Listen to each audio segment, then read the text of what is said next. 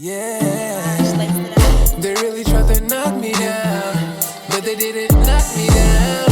I've been through some ups and downs, but I still keep my smile. I'ma make my mama proud. I'm a king, I'ma rock my crown. They really tried to knock me down, but they didn't.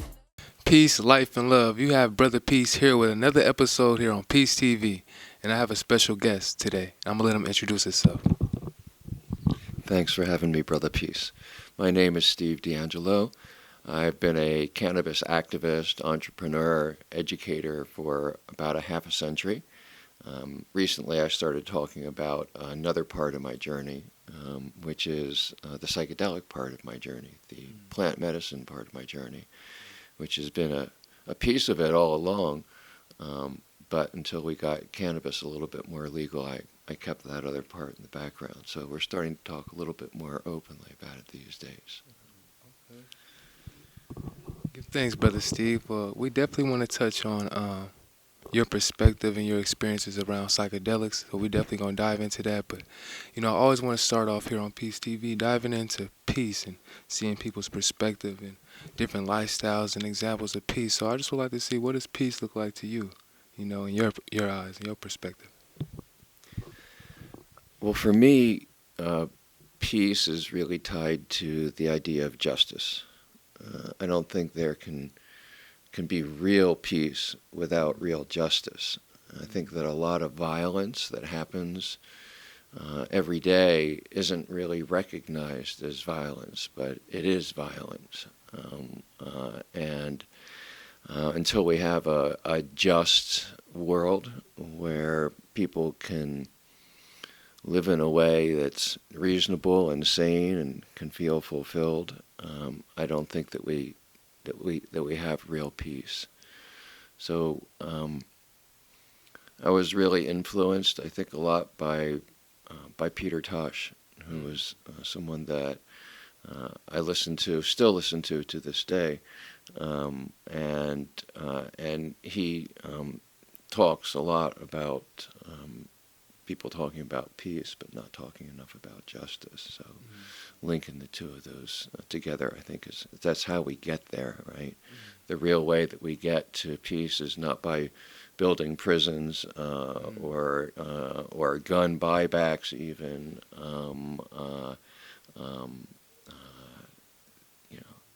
The way that we get to peace is by creating a just world. So that's what I've tried to do over the course of the last 50 years. It's really interesting because my earliest experiences it's not true. My earliest experiences as an activist were in the civil rights movement, because my mom and my father were in the civil rights movement. And so the first demonstration I ever went to was Martin Luther King's March on Washington in 1963. I remember making sandwiches with my mom the night before the demonstration. We had this great big box of sandwiches that we took down to hand out to folks as they were marching. But as more or less as an adult, right, the first demonstrations that I was involved in were anti-war demonstrations, anti-Vietnam War demonstrations. I grew up in Washington, D.C., and in the early 1970s, there was this massive anti-war movement going on. And thousands of activists from all over the country basically moved into Washington, D.C., took over a bunch of empty warehouses, and just started doing everything they could to stop this war in Vietnam.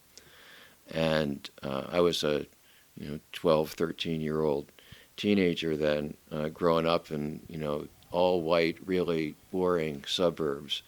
And so it didn't take me long to figure out, what was going on and get downtown and be part of that. And that's where I first saw herb being smoked.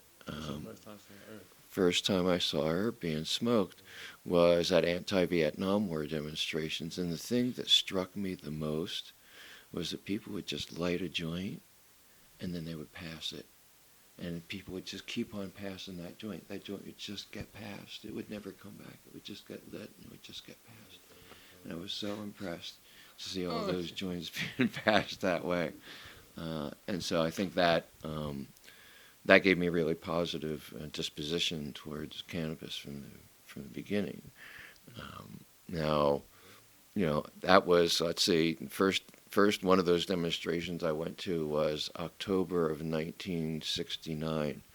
So I was just 11 years old, and nobody was handing me any joints, even at an anti-war demonstration when I was 11 years old. It took me a couple more years to find my own way to cannabis, but I did, so that's a whole nother story I could tell if we want to get into that one. No, most definitely. Well, so you would say cannabis brings you peace when you smoking that cannabis herb? Yeah.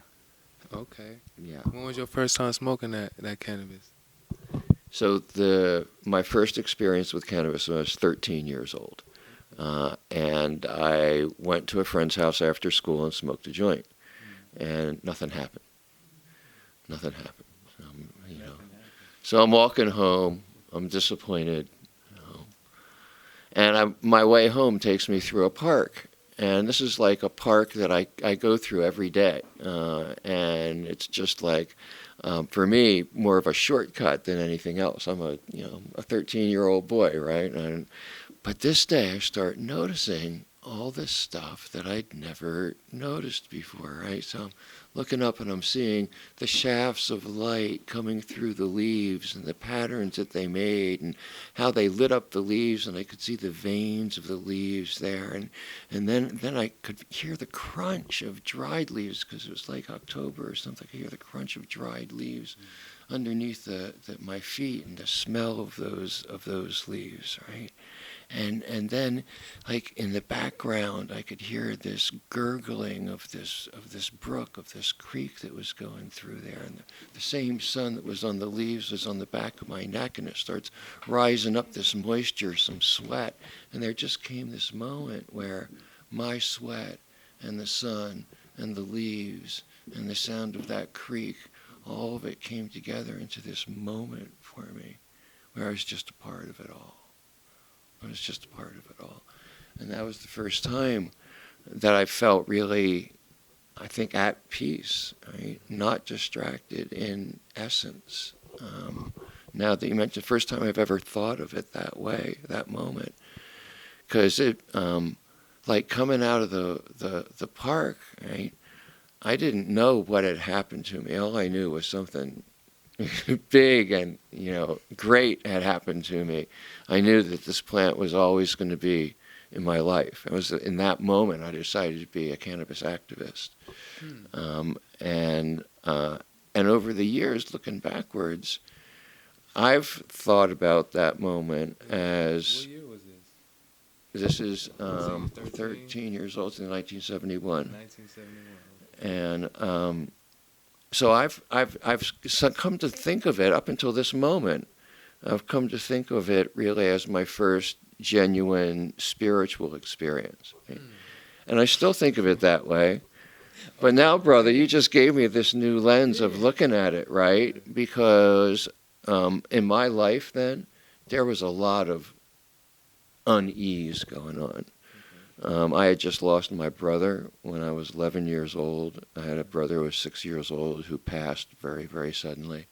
And he was like, he was like everything to me. And then in the wake of that, my parents split up in like this very spectacular kind of angry way. And so, and that 13-year-old boy walking through that park was dealing with a lot of unease and unpeacefulness, and so I think you're right. I think it was a moment of peace for me. That's beautiful. It's beautiful. That was definitely beautiful. I appreciate you going back and reflecting into your childhood and reflecting on like that moment brought you peace at 13, walking through the nature and experiencing cannabis. So I would say cannabis brought me peace too. Like growing up in the hood, man, when I first came in contact with smoking weed, my younger sister was smoking before me. And I'll be seeing her smoke with her friends, and I'll be playing basketball, so I'm like, I'm not really tripping, but I started hanging with my little sister. Like, why you so connected to this weed? Like, you know, you and your friends, y'all be vibing. They on a good vibe. They laughing and stuff. So I'm like, I wanted to get on the good vibes too. So eventually, I tried to smoke with her, and over time, I started smoking, getting used to it in the field, and man, it brought me peace. Like, it took my mind off the stress and the things that I was going through in the environment. You know, so that cannabis is very powerful. You know, but you say you became an activist. You know, to fight for cannabis. That's very powerful, man. You want to dive into that journey a little bit? Sure. Well, it wasn't a huge leap for me because of the time and the family I grew up in. I mentioned some of my family history, and the times where in the late 1960s, early 1970s was a time of kind of contagious freedom, where so many people started standing up for their rights. Native Americans started standing up for their rights. Gay people started standing up for their rights. Women started standing up for their rights. Young people started standing up for their rights. People were fighting for the right to have long hair. You know, people were fighting for the right to wear short or long miniskirts.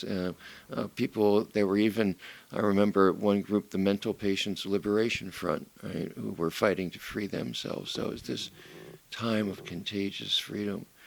And so it was very natural for me, if I saw something that wasn't right, I saw something that was wrong, my parents had always taught me that I'm supposed to stand up. You know, if I see something that's wrong, I'm supposed to stand up and try to stop it. If I have the ability to help someone who's suffering, then I also have a duty to try and do that. And so when I saw how valuable cannabis was and how important it was, and I already knew that it was illegal, I was like, "That's crazy."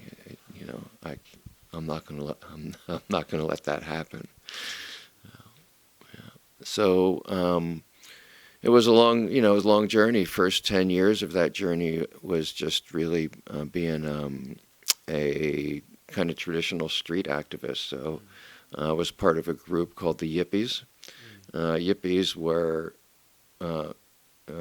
hippies with politics, or radicals with culture, depending on how you looked at it, right? We were the part of that movement then that brought together psychedelics, sexual liberation, different kinds of fashion, with politics, with the idea of changing the system.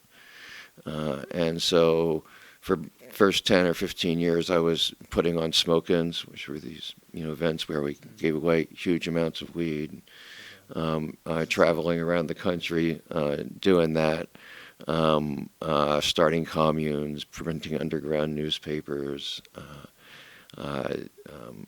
being what they used to call an outside agitator, right? I'd fly into different cities around the country and help folks put on smoke-ins, mostly smoke-ins, sometimes other demonstrations. You help and put on smoke-ins? Yeah, so smoke-in, the idea of a smoke-in is really simple, right? It comes from the idea of a sit-in. So one of the things that my parents did when I was growing up is they provided a place to stay for freedom riders. Freedom riders were young activists, white, black, all sorts of different folks, mostly college students, who in the early 1960s went down to Mississippi, Alabama, down to the Deep South, where they weren't letting black folks vote, illegally preventing black folks from voting. And so thousands and thousands of people went down to those southern states to make sure that black folks could vote. And a lot of them died. The Ku Klux Klan killed a bunch of them. But one of the tactics that they used to break segregation down in the South, which, at this point, in those days there were these drugstore counters, and when you go into like a pharmacy or something, they would have like a little restaurant in there, and they would have these counters, and there'd be a black section and a white section. And so one of the tactics of these young people who were the freedom riders was to go down and sit in the other section, right? So black freedom riders would sit in the white section, white freedom riders would sit in the black section, and then they would end up getting arrested, right? And then they would get a bunch of news media and a lot of coverage, and then other people would be inspired to do it, and other places would do sit-ins, and eventually public pressure would get to be so much that these places would have to desegregate, right? They would have to stop with the segregation thing. So that's what inspired the smoke-in, right, was the idea that if we just wait for them to come get us one by one, right, then we can't stand up to it, right? They'll take us down. But if we all come together in one place at one time, we are unified, they can't, right? And so we basically just would invite the cops to come bust us at the smoke-ins. And there would be thousands and thousands of us there. Sometimes they would bust some of us, 10, 20, 30, 100, sometimes several hundred people would get busted. But we'd still come out there with many, many, many more thousands and overwhelm them. And that was, those smoke-ins and the excitement that they generated and the word that they spread was really the first mass movement part of the cannabis liberation movement in this country. Smoke-ins, he was traveling all around and just advocating, for the herb. Mm-hmm. The herb and the lessons that it teaches us, right? So it's not just these substances coming to us and enlightening us, right? They teach us lessons. And it's up to us to take those lessons seriously and work them into our lives and do something with them.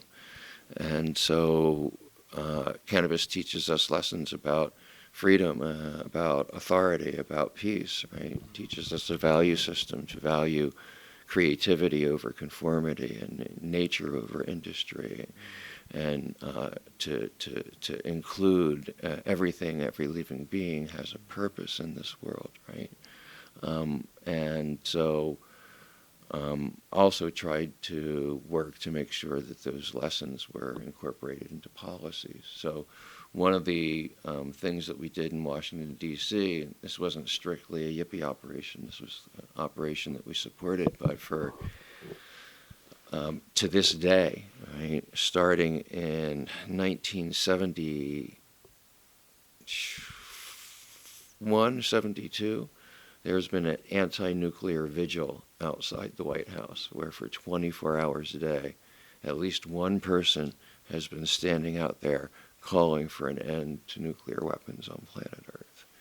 And through the winter, through the snow, through the bitterness, through cops, through harassment, that vigil has been kept alive for all those years. So when thousands of people from all over the world come and they tour the White House, there's always at least one group that's there that's speaking truth to power while those tours are coming through. Yeah. The plant and the lessons that the plants teach us. Yes, I feel nature teaches us a lot. Connecting to these plants are definitely vital, and from the plants linking to the fungi and the mycelium network, and that's how we connected. I would say I've been working with mycelium, specifically mushrooms and psychedelics, for my personal healing, and it has definitely helped me align with my inner peace. It helped me value peace and see peace on many different layers and different levels, and I want to get your perspective and your feelings around the mushrooms, and we can touch on that here on Peace TV. Well, it's always been mushrooms and weed and mushrooms, right? It's always been, there's never been a separation in my hippie culture. And it wasn't just mushrooms, right? The first visionary substance that I did was LSD. And that's a substance that I continue to use to this day. And I think that it's a very valuable substance. So I consider cannabis to be Mother Nature's kindest and most forgiving psychedelic. So that's a psychedelic in your eyes. Cannabis is definitely psychedelic. I think that any substance that takes you out of the way that you think in your normal everyday mode and gives you a different perspective, a way of checking in on yourself that's a little bit different, is psychedelic. You know? So, and there's a lot of different flavors in there, because Mother Nature knew that we needed a lot of different flavors to keep life interesting. You know?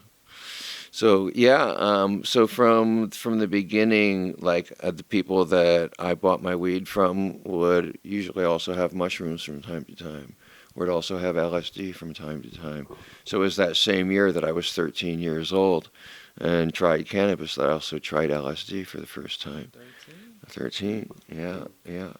And I got really lucky because that was some of the really, really good pure LSD that was manufactured by the Brotherhood of Eternal Love. And I had these spectacular early experiences on these very sacred molecules. I just happened to be in the right place at the right time, man. And this blue barrel of Brotherhood of Eternal Love LSD found its way into my mouth when I was 13 years old. Probably looking backwards on it, about 250 micrograms now. It was a good solid whack.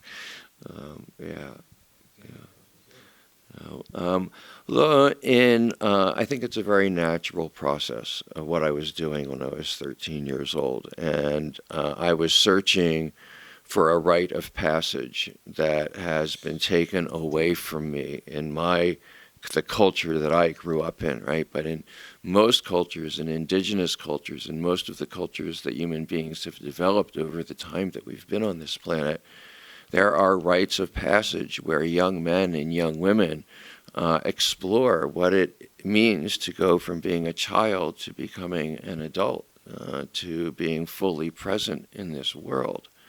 And many, many, many of those rites of passage, traditionally, ancestrally, have involved sacred plant medicines. And so I was just finding my way back to something that had been removed.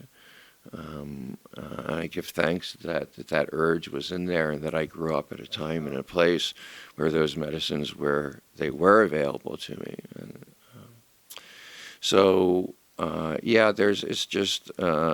I never seen a separation between cannabis and mushrooms. And so Michael Pollan is a scholar, author, who wrote a book called How to Change Your Mind, The New Science of Psychedelics.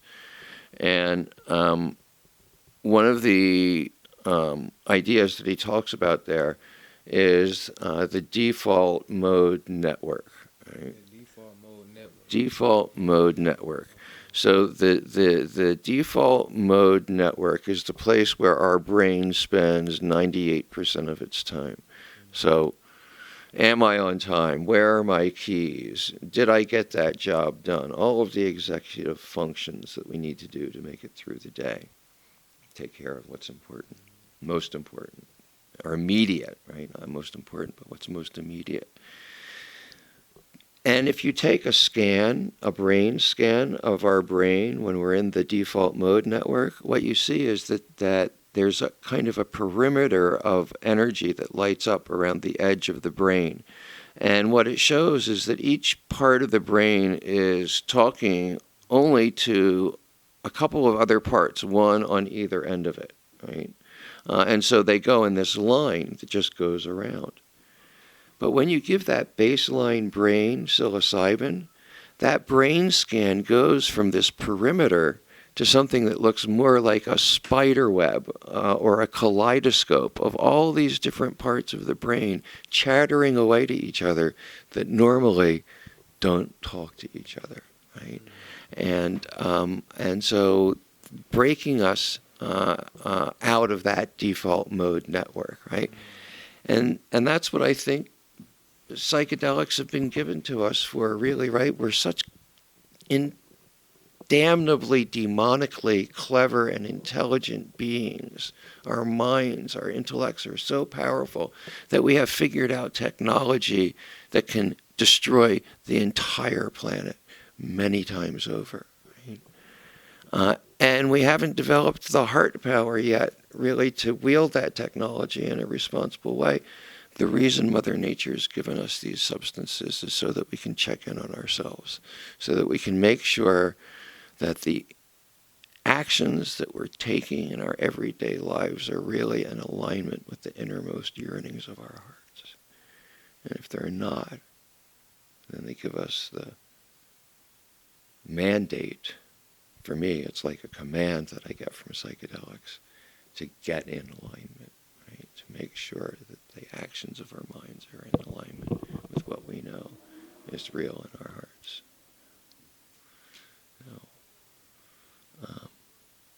And that's the role they've played for me personally in my life. I think I credit my psychedelic experiences for giving me the most valuable insights I've had about how to grow myself as a human being. That's beautiful, brother Steve. Ooh-wee. Man, the psychedelic mushroom has definitely done that for me as well, just giving me deeper perspective on who I am and me honoring and valuing my life. You know, growing up in my environment was definitely... Hello, greetings, peace and love. Marijuana and mushrooms. You know, we having a good vibe, a community gathering. You know what I'm saying? We're here on Peace TV, and we got a good sir and good family coming in right now, coming to catch a vibe with us. Yeah, we're part. Hey, hello. Let's go into another. It's all good. We're just having a community gathering tonight, you know. It's all good. No worries. It's okay. It's all love. We're finna wrap up soon. And reopen this room. Yeah. Party time. It's okay. Yeah, it's all good. We're having a community gathering, and it's all good. But my brother Steve was just touching on the psychedelics and the mushrooms, and they have been really just sacred to me on my journey. As you can see, I got mushroom hoodie on right now from a image that I designed. I work with a lot of mushrooms in my community and advocating for the healing of them. You know, I've been through a lot of pain and trauma on my journey, and it has helped me really release a lot of that and get alignment with my purpose. Like you said, it helps you clean your shit up. You feel me? It's a community gathering tonight. We just tapped into this space to touch on to his perspective of peace and share a piece of his journey, you know, with the brother Steve. And yeah, where are we? You want to touch on that? Sure, because we are in a really special spot in a special neighborhood. So we are in the Haight-Ashbury neighborhood, which was the birthplace of the 1960s psychedelic revolution. Probably the first place in San Francisco that people started taking lots and lots of mushrooms in an open kind of way. And the house we're in is a spot called Toad Hall.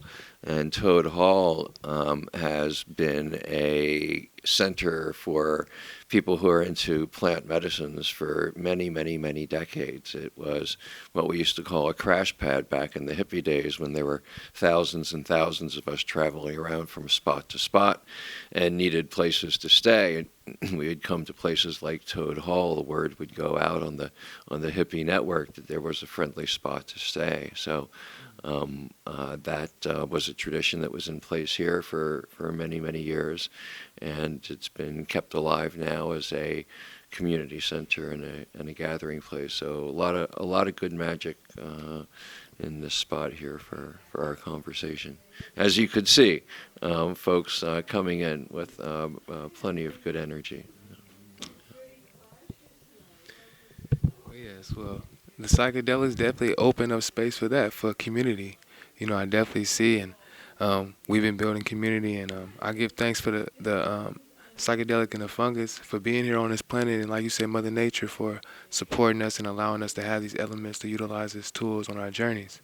You know, so yeah, how do you see the psychedelic space, the future of the psychedelic space for, you know, humanity? Oh. So I see the future of the psychedelic space the same way that I see the fate of the planet right now, that we are hanging between promise and doom.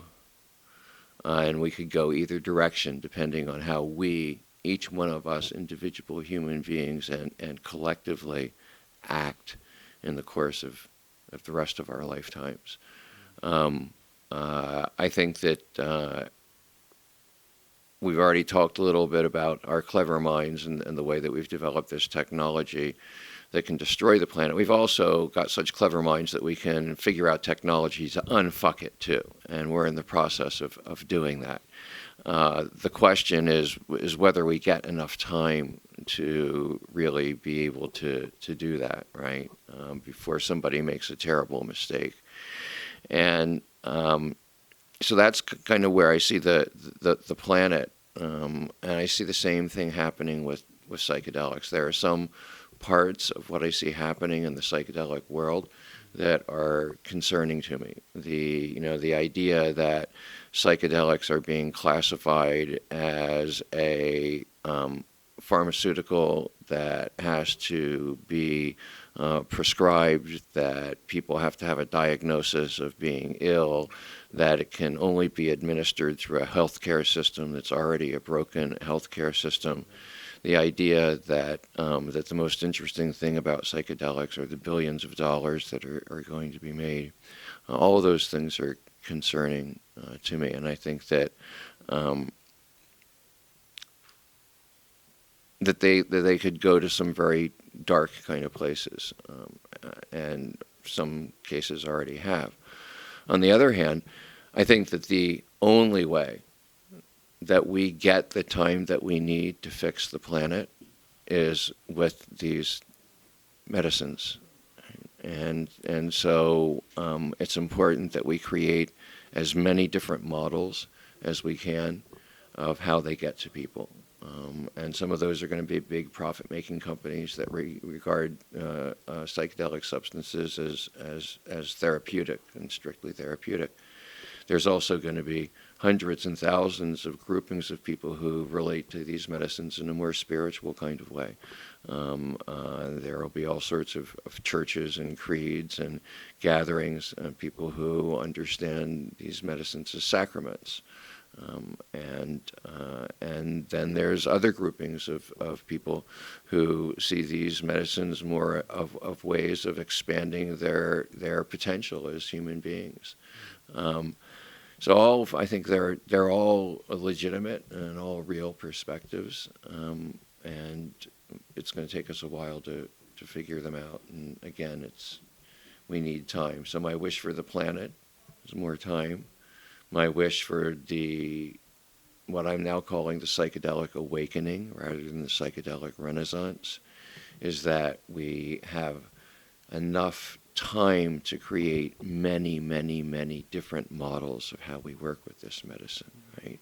Many different rituals, many songs, many stories, many companies, many associations, many cooperatives, many different ways of looking at it.